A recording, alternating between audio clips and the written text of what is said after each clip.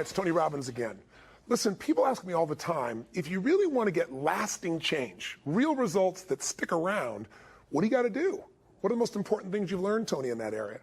And I tell people the most common thing people talk about is how they want to make a change in their life. But everybody wants a change, but nobody wants to work out. Everybody wants muscle, but nobody wants to train. See, one of the challenges that we have in our lives is we don't realize that the process of training ourselves, the process of conditioning ourselves actually feels incredible once you get that initial momentum. But most people don't. Why? Why do so many people say, well, I lost 100 pounds, the same 10 pounds 10 times, or they'll tell me, I'm on my 4th day without a cigarette, man, I'm doing really good. If you're counting the days, it's not lasting change. You're just counting the days you can tell people how long you lasted. If you want lasting change, you've got to give up this idea of trying something. You got to decide you're going to commit to mastery. I would like to start this morning by showing you the strategy for learning. What is learning? So if we take a human being, and this will be a drawing of a human being, so you can see that, again, I majored in art. Magnificent, isn't it? So if we take a human being, and we want to be able to have them learn something, what is learning? Well, learning is the creation of, and here's the key word, of a relationship. Whenever you learn something, all you're really doing is creating a relationship between two things. So if I want to learn something, say, how do I learn this? It's not figuring things out. That's how most of us think of learning. Learning is not figuring things out. Learning is the creation of a relationship between two things. Something you already know, the known. Something you already know, it's in your head already, you understand it. And a relationship between the known and the, what would you guess? The unknown. Because the minute you link something you understand to something you don't understand, you now understand what you didn't understand. So if you want to learn something, if you're not learning, it's not that you're not smart. It's not that you can't figure it out. It's that the person is explaining it using references you don't have. So I've learned things like quantum physics. I've learned things like nuclear power from physicists. I'll say, okay, explain to me how that's like an orange, right? How's that at least like a solar system? Something I understand. And sure enough, once they make that linkage, you got it. You understand the relationship. You understand what things are. Most of us lower our standards. Why? Because who you spend time with, my friends, is who you become. One of the biggest reasons I started going to seminars when I was like 17 is I had nobody around me as a great role model. I could read about somebody, but being around people, being in that environment was very different. Finding a way to go to work with someone who lived that standard of life was very different. You get around people with low standards and you compete with it.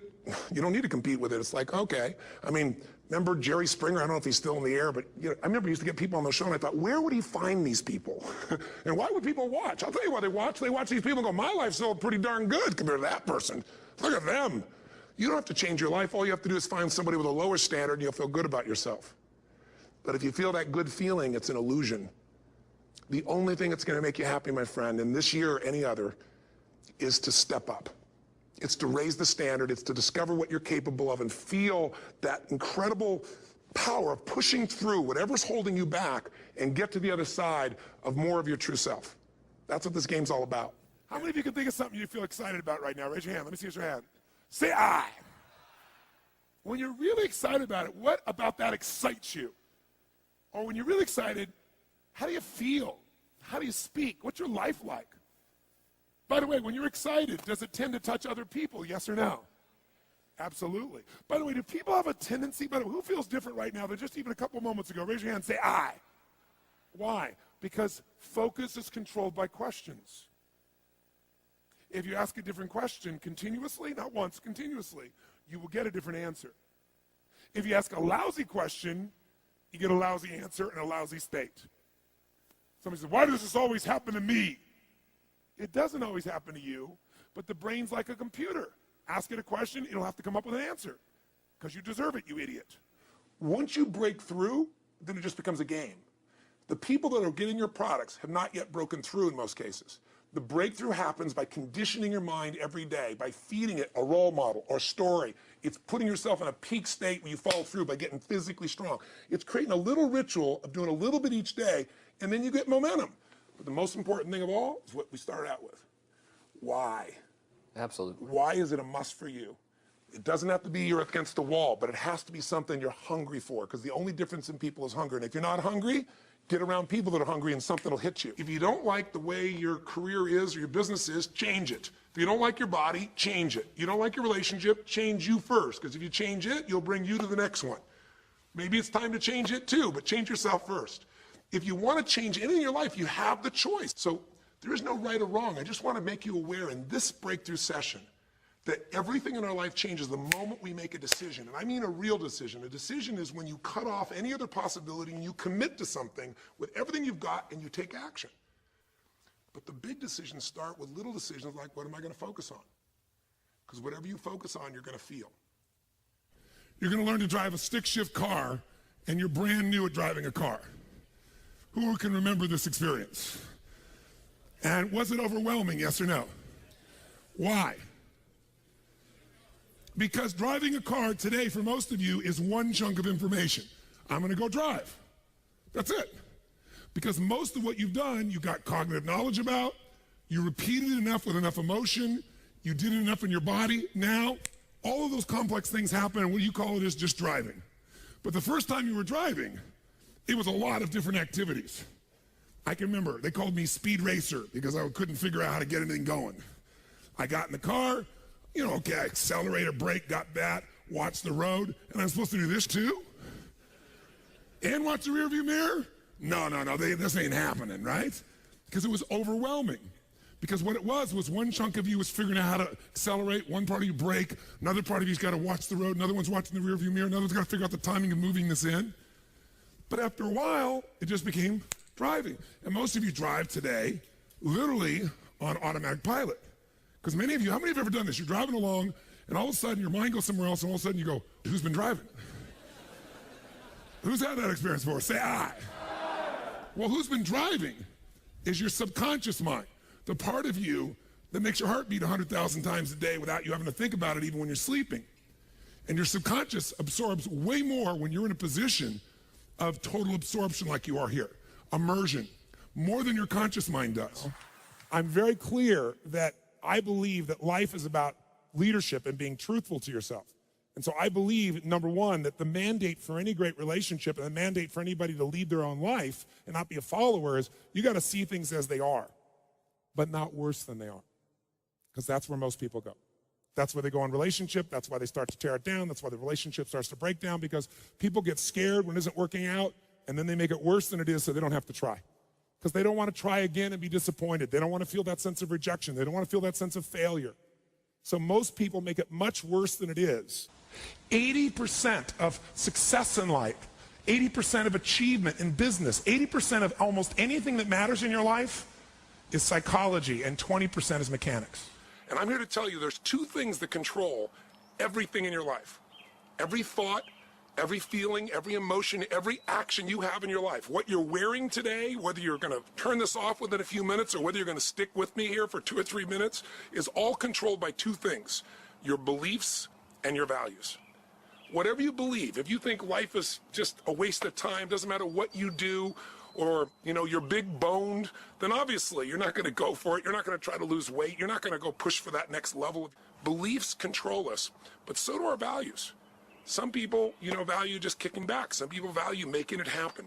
Some people value their family the most. Some people value love. But you know what the real challenge is? When we have values in conflict. When you really want to make a difference in the world, or you really want to do well for your family, or you really want to do well financially, but simultaneously, you don't want to upset anybody. You want to be totally honest, and you want to make everybody happy.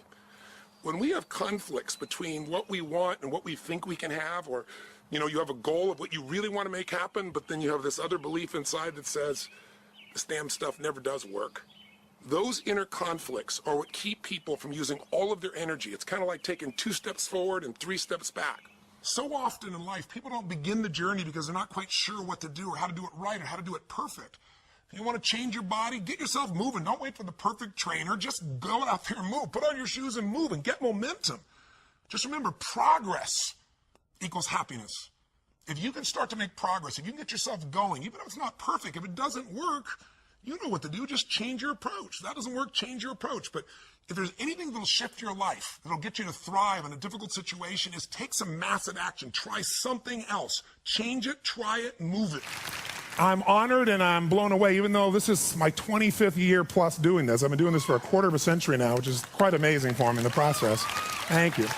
And I've had the privilege now of working with more than 3 million people live in events from more than 80 countries around the world. So at this stage, I got to tell you something. I could be an idiot, and I would know that there are certain patterns that cause people to be fulfilled, to be happy, to fit, to be strong, to feel alive, to be vibrant, to have passion in their life, to do well financially, but even more importantly, emotionally, psychologically, spiritually, in their health and their relationships. And there are also patterns that make people frustrated, overwhelmed, depressed, sad, lonely, cause them to be struggling financially, struggling with their body, struggling intimately. And those patterns, they're not because there's something wrong with somebody, it's because of a pattern that we're doing. And I spent a quarter of a century of my life basically studying the most successful people in the world and the most challenged, and figuring out what's the fastest way to create a change in basically developing the one thing that all people have in common who succeed. They're leaders. This is a leadership program. Because I don't care what style you are. I don't care if you're a mom. If you're a great mom, you lead your child. You're not led by your child.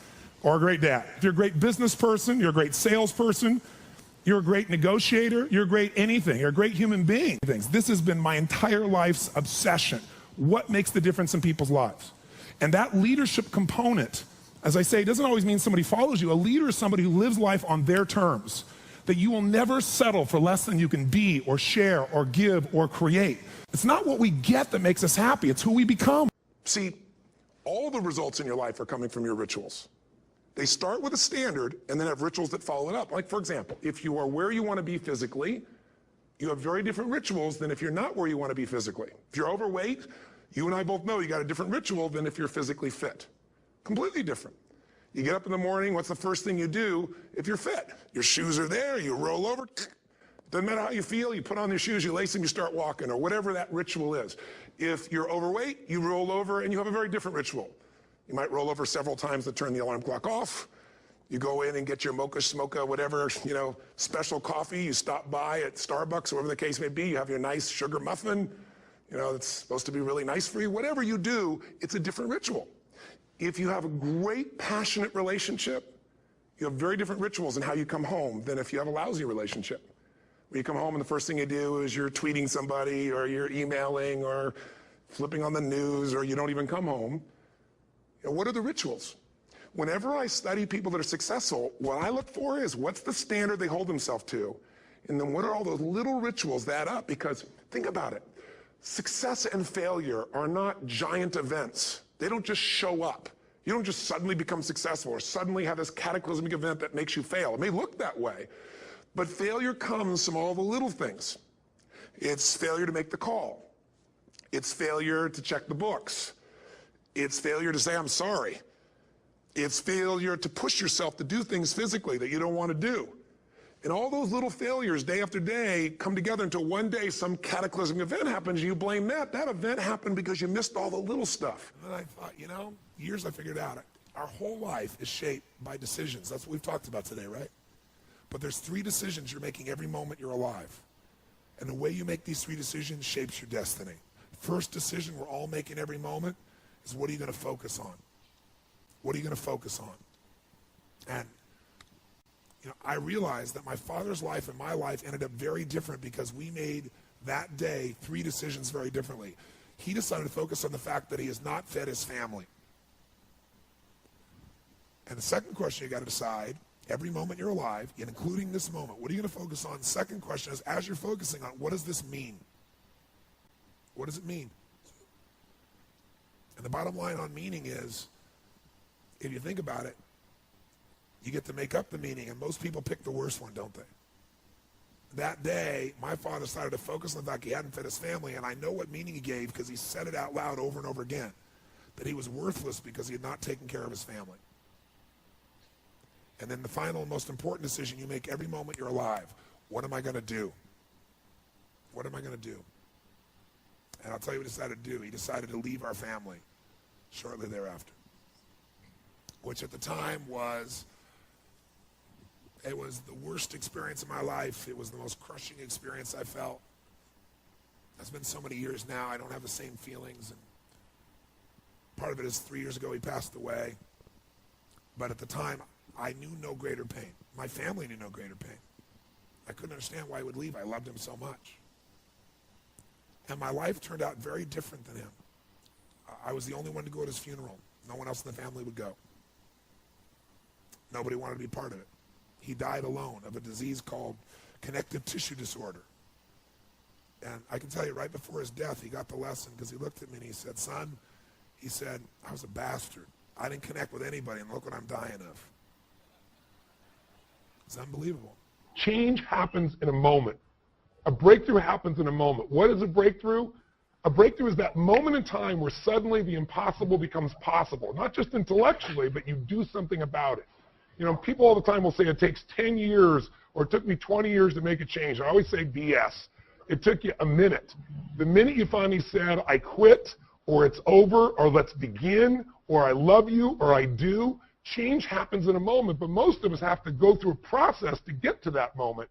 And what I'm dedicated to is having you get to that moment much quicker. A sort of 5-point plan that anyone can follow to get over stress and trauma in their lives. Talk me through it. Well, I think, first of all, I want to make one thing clear. The quality of your life is the quality of where you live emotionally. Like, we all have a home. Angry people find a way to get angry, even if their life doesn't have anything to be angry about. We can always find it. Sad people find a way to be sad. Caring people find a way to care for other people. So one thing you got to identify is, where are you living? What's your home? What's your habit? And then the way to change it is, when I was homeless, literally on my own, just getting started, I didn't have the internet, but I decided I had to go to a library and I had to feed my mind. And I always tell people the first stage is, weeds grow automatically.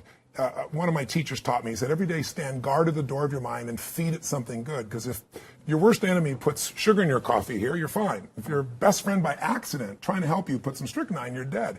So if you feed your mind every day, 30 minutes a day of reading something, hearing something. Second, you got to strengthen your body. And the reason, Pierce, is fear is physical, right? So is stagnation, so is numbness, so is sadness, so is rage. And when you go in and change your body by an intense workout or a run or even an intense walk and the blood's flowing through you, science has shown it instantly changes your biochemistry. And now your mind and body are working together. Third thing, all these people did in common, if you watch, they found a mission bigger than themselves. Yeah. Something that they wanted to aspire to that was worth more than their pain. And then the fourth thing is, you got to find a role model. You heard it with Nick. Almost everybody finds a role model that makes it real. I was with Warren Buffett and with Sarah Blakely, the youngest billionaire. We did this roundtable about the future.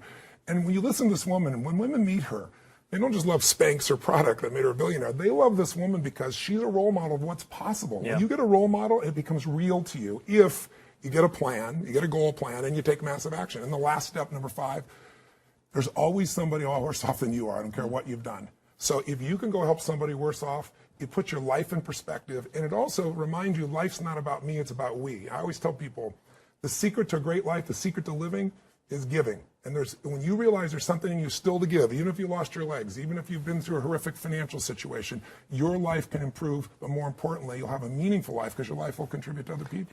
I tell people one thing. If you're not happy in your intimate relationship, you're not fucking happy. Because I don't give a shit how hard you work. I don't care how much money you make, how many trophies you get.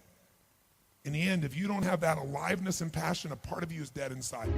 The more you can cultivate that sense of wealth, that sense of abundance in you, the more you can feel that sense of joy, the more easy it's going to be for you to do financially. Because you're not going to be in this scarce, fearful mode. Now, that's not enough by itself. You can have this great sense of abundance and do the wrong mechanics and be a disaster. True or false?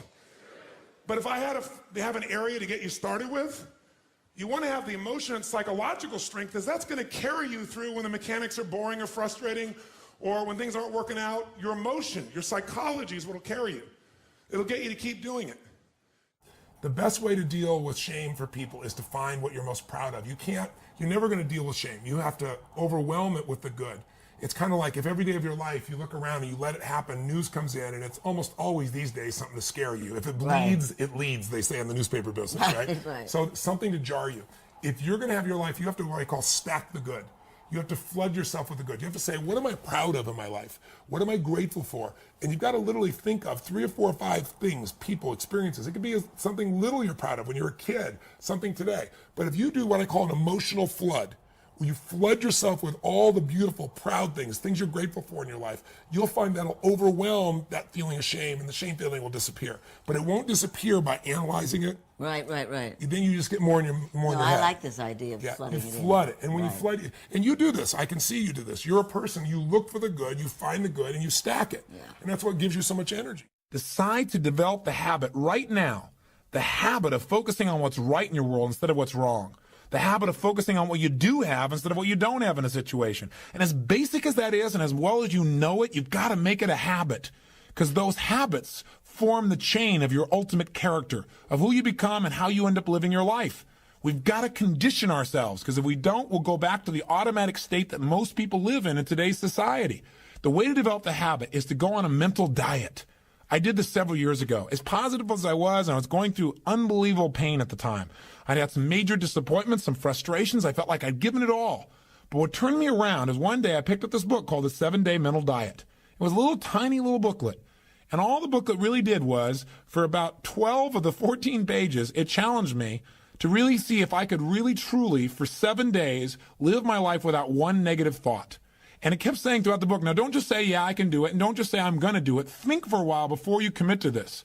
Don't actually commit unless you're really going to do it for 7 straight days, no matter what. It doesn't mean you don't have a negative thought. It just means that if you have a negative thought, you don't speak it. You set it aside. You forget about it. Or you replace it. If you say something negative, you go erase. What I really mean is this. Or you say, that's not what I mean. Here's what I mean is this. And you immediately focus on something good. It's not that nothing negative ever comes out. It's that you immediately do not allow yourself to hold a negative feeling, a negative thought for 7 straight days, day and night, even when it gets tough, even when somebody disappoints you, even when you get frustrated, even when you give your all and it still turns up lousy. Listen, if all I did was rant and rave on this tape and you didn't listen to anything else I said, but you took on this 7-day challenge, you can't believe what it'll do to your life. You know, we're living in a society where nobody moves anymore. What are we like today? How do people get injured today? They don't get injured smashing into people, playing football and everything else. They get injured typing, right? You know, picking up a pencil. That's how people get hurt today, because we don't use everything anymore. We live in a box. Think about it. Think about our lives today and how different it is than maybe the way we were formed to be made, to run, to hunt, to create, to procreate, to raise our children, to move, to farm, to do all the things that made us use all of our body. Today, what do? You wake up and you have this box life. You have a box breakfast, right? You get in your box car, you drive to your box office, you load up a box elevator. You don't use the stairs, of course, right? You go to your box office where you type on a box, talk on a box, right?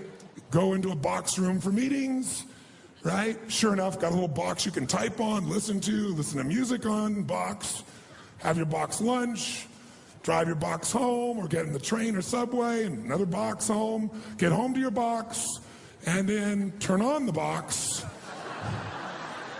type on a box, message on a box, and maybe go get a cylinder to change your state, right? Maybe. And most people's idea of exercise in our society today is fill the tub, pull the plug, and fight the current. That's the world we live in today. And so it's not hard to figure out why we're getting fat and why we're feeling kind of tired and why we're building up acid in our system, consuming foods that have nothing alive in them anymore. I will do something that I still do backstage and have done for 23 years because I don't hope I'm going to be in a good state. I demand it. So I do an incantation using my whole body. I'd say, I now command my subconscious mind to direct me in helping as many people as possible alive today to better their lives by giving me the strength, the emotion, the persuasion, the humor, the brevity, whatever it takes to show these people and get these people to change their lives now. And I would do that literally driving in my Volkswagen to a meeting in LA on the freeway for 40 minutes. People are looking at me, I'm screaming at the top of my lungs. They're going, I know he's a serial killer. I know he is. But by the time I entered that room, when 2 people meet, if there's rapport, the person who's most certain will always influence the other person. And I was totally certain, and they were trying to get revved up to certainty. Do you agree with this? Yes or no? I do another one because I was poor. I changed my mindset. I kept doing things, but I never got beyond it. I'd say God's wealth is circulating in my life. His wealth flows to me in avalanches of abundance. All my needs, desires, and goals are met instantaneously by infinite intelligence, for I'm one with God and God is everything. And I would imagine the abundance in my life, and I would feel so grateful. And a year later, I went from making $38,000 a year to making $1 million a year in 1 year. Because successful people do what failures won't. You follow me on this? You know? If you get yourself in a state of certainty that this is going to work, I'm going to find the way, and if this doesn't work, I will make the way, then you tap a lot more potential.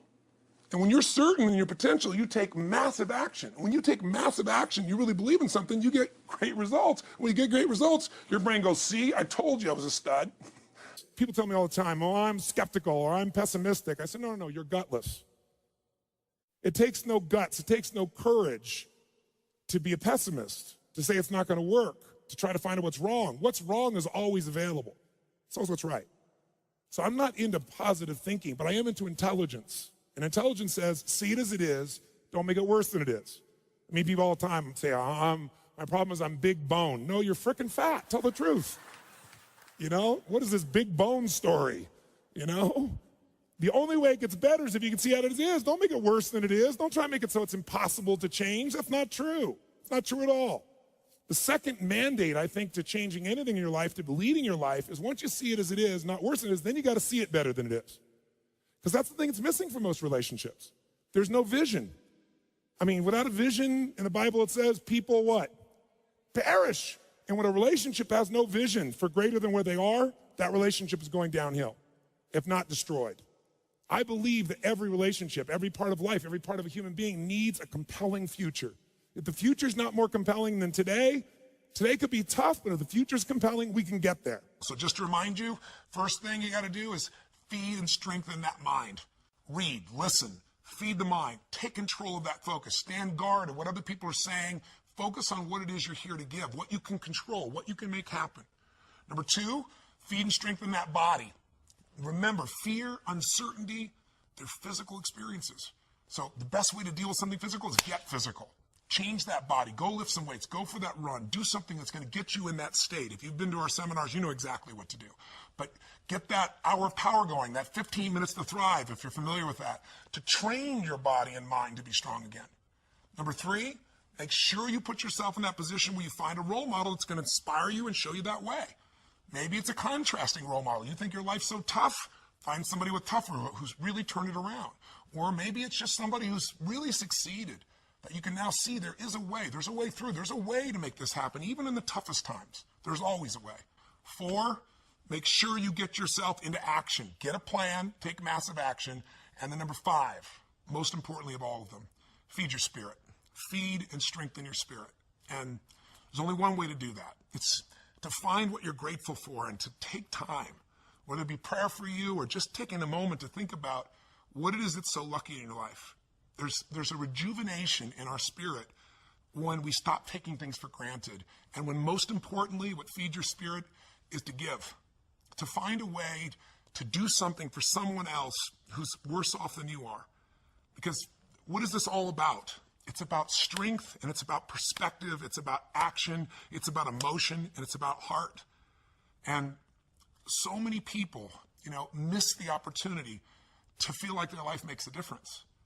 I'm a big believer that motive does matter, that why you do something people can feel, that people may be skeptical, they may have their judgments or their fears because they've been through so much, but in my experience, ultimately, why you're doing something people feel, and if you're doing this because some part of you knows that you're here in life not just to get but to give, then there's a spark that happens in other people because they feel the genuineness of that, and there's a spark that happens in you because it reminds you what you're made for. Whenever you don't learn, it's because someone is trying to teach you in a different way.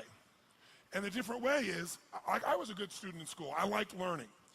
Until I got to junior high school, where I liked all subjects until I got to there, when math became algebra, geometry, and trigonometry. Because when I got there, I totally hated it. So I had no motivation to really learn it. And with no drive to learn something, you don't. Who you spend time with is who you become. And getting yourself in proximity with people that are succeeding, even if you have to work for free for somebody, get in the environment around them, it rubs off on you. You begin to think like they think. You begin to see what the opportunities are.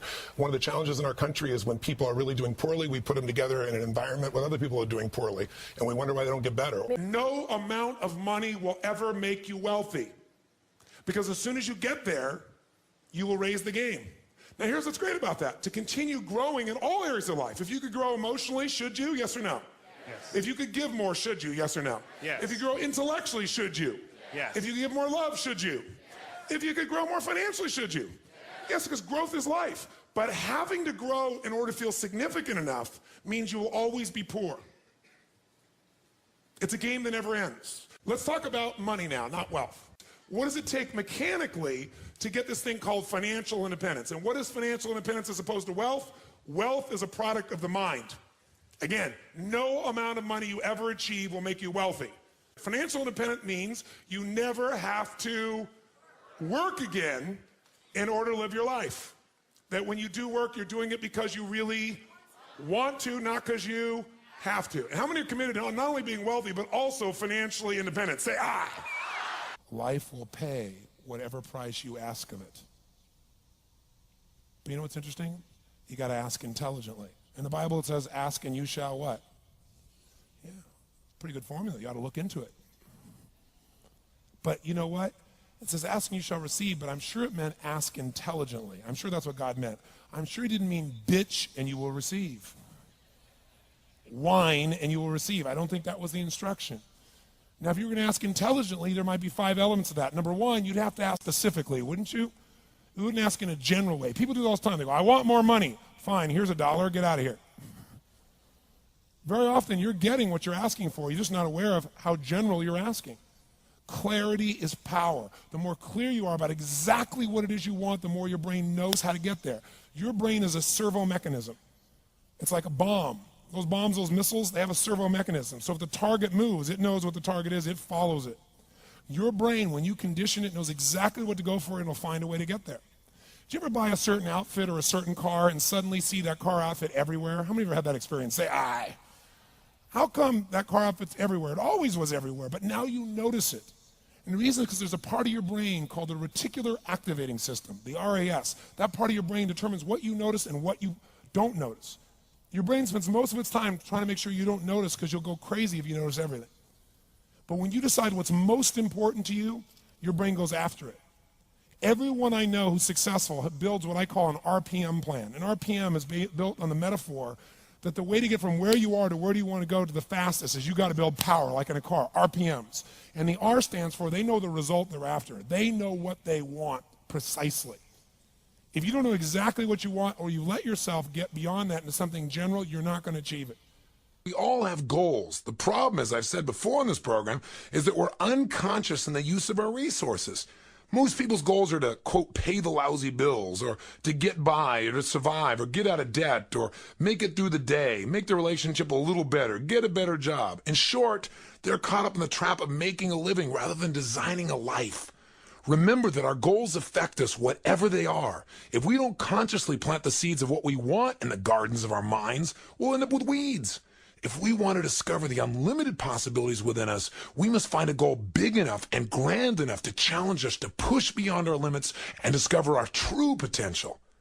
Remember that your current conditions do not reflect your ultimate potential, but rather the size and the quality of the goals upon which you're currently focusing. We all must discover or create a magnificent obsession. Whenever you look at somebody and say, why are they more successful than anybody else? It's always because of step one, they've raised their standard. If you go back home and you want to change your life in any way, personally, professionally, or your company, as boring as it sounds, as stupid as it sounds, you might say, I spent all this time, this energy, this money, and you're going to tell me to raise my standards? Yes. Because even though that's not sexy, it is the only thing that creates lasting change. You can go on a diet and you can lose weight, but what will that person eventually do? They'll go where? Back, unless they raise their standard. Now that sounds so trite and stupid and positive thinky or old school, but the truth is it's the truth. So maybe I can language it in a way that's more compelling to you or more simple. What does it mean when we say raise our standards? It means you turn your shoulds into musts. The difference in people is that they turn their shoulds into musts. The things that you used to say I should do, you do your shoulds when it's convenient, when it's comfortable, when it goes your way. But when something is a must, not to other people, but a must to you, do you find the way to get it done, yes or no? So the difference in people is what's their must, or another word for that is what's their standard. Because here's what leaders really do. They maximize resources. A leader can come into an organization that's totally torn up in horrible shape, take the same resources, take it to another level. Your body, your mind, your emotion, but you can't maximize it when you're trying to fit in. And you can't maximize it when you live by everybody else's rules. I'm not saying don't be respectful. I'm just saying as a leader, you got to decide what you believe is right. And one thing I can tell you will always feel right, to never settle for less than you can be, do, share, or give. That'll feel right as long as you're inside your life here. Whoa, yes. The greatest investors, the greatest financial success in history, the first man to become a billionaire by investing alone is a man who was a friend of mine. He died about 4 years ago, named Sir John Templeton. Sir John Templeton started out with nothing. He wasn't Sir John. He was a guy that basically grew up in this tiny little town with nothing to his name. He worked hard, and he decided to save his money and find a way to invest. But he had one cool secret. He realized when things are going well, what do people want for their property when things are going really well? A high price or a low price? Which one? High price. When things are going well, do they want a high price or a low price for their shares? Which one? High price. When things are going unhappy, when things are terrible, when things are going well, people think it's going to go well forever. When they think it's going bad, they think it's going to go bad for how long? Forever. When things are going really poor, what does that guy want for his shares or his home? A high price or whatever he can get? Which one? Whatever he can get. So his mindset was really simple. I'm going to make all my money, write this down, during times of maximum pessimism. I'll make all my money during times of maximum pessimism. If you can, when everybody else is freaking out, seeing it worse than it is, you can see how it really is, not kid yourself, not just be positive, but see it better than it is and see where the advantage is. And you can do the third step I left out, which is once you see it better than it is, you got to make it that way. You got to come up with a strategy and an action plan to make it that way. If you can do those three things, you can take advantage. And if you want a great jump in the quality of your life, an extraordinary jump in the quality of your life, you got to set yourself up to win. You got to set yourself up with a process that allows you to consistently grow, consistently enjoy your life, and consistently produce the results that you're really after. And I don't care. But if you've got what you know, that focus, the target, and you got the toolbox, and you're still not getting what you want, it's because you got inner conflicts. That's the third pillar. You got to resolve your inner conflicts. Because that, as I try to explain to you, 80% of success in anything is your psychology, and 20% is the mechanics. So those inner conflicts are when you take 2 steps forward and you pull 3 steps back, right? When you say, boy, I'm totally committed to this, but you don't follow through. This is my expertise, the why guy part. Why? Why do you keep saying you want this? You have crystal clarity, you have the tools, and you're still not getting it. There's a conflict in you. You want to be totally successful, but you're afraid at some level that if you are totally successful, you will not be loved. You'll be rejected. You want to be in a position where you have total free time and you want to build a billion-dollar enterprise. These are conflicts. You really, truly know you got the tools and talents to make this happen, but a part of you doesn't think you deserve to succeed because of something you did at some point in your life or something you made up. Or you think making money or being successful economically is not spiritual. And you're committed to being spiritual, and yet the other part of you, it's the inner conflicts between fighting parts. So what do we do in this third pillar? Think of it as a vault we got to unlock. Think of it as unlock and unleash. That's the third pillar. The way you unlock and unleash is you identify the conflicts. You get clear what they are. So you may have total clarity, even the tools, but how can you totally unleash and commit when you're being pulled in 2 different directions? You say, Tony, how do I solve that? There isn't one way. You've got to get clear about what's most important to you today, not what you think you should do based on an old blueprint, an old belief system, your parents, society, your friends. Otherwise, you'll succeed and not be fulfilled. So once you identify the conflicts, now what you got to do is align. Align your life with what you really value. Align your life with what is most important to you. And then once you are in a position where you're aligned, guess what you'll do? Take action. You won't have to work at it. When everything's in alignment, there's nothing pulling you away, boom, you go for it. But when you say, I want a relationship, but at the same time, simultaneously, I want to be in a position where, I never have to, I only get what I want every moment, or I never have to commit to anything, then obviously you're never going to get there. That inner conflict must be resolved. Once you align and you take action, guess what's going to happen? You're going to achieve. And once you achieve, you succeed. When you succeed, I'll tell you what you got to add to it. Celebrate, right? And then contribute. Pay it forward, if you will, as corny as that sounds. Remember the movie? Pay it forward. Don't pay it back. Take what you've got, what you've learned, and bring it to someone else. And if you bring it to someone else, it continues that cycle of fulfillment, of joy, of meaning in your life. Everything works. I just finished by reminding you what I think everybody knows in their heart. Nothing you get will ever make you happy. Nothing. Doesn't matter how many people respect you, how much money you have, how many things you have. We all know that. But who you become will make you very happy or very sad. And so ultimately, there's one way to test your life. In the busyness of your life, make sure you take just a few minutes to give yourself the gift of making progress every day. Because that's the one word that'll make you happy. Progress. Doesn't matter what you achieve. Feels good for how long. You know, you got it. It's wonderful. It's exciting. You appreciate it. And then you move on.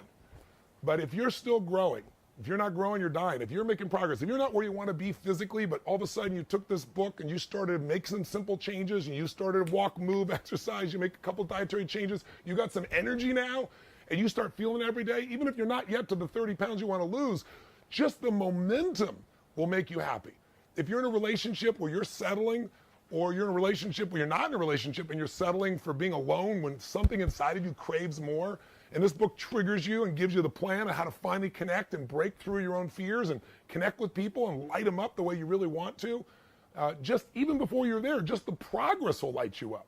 And we all have to keep growing to feel that alive. So whether it be progress in your business, progress in your body, progress in your energy, your relationship, your kids, your finances, your career, I don't care what it is, that's what my life's about. So my heartfelt wish for you is this video becomes a trigger for more progress.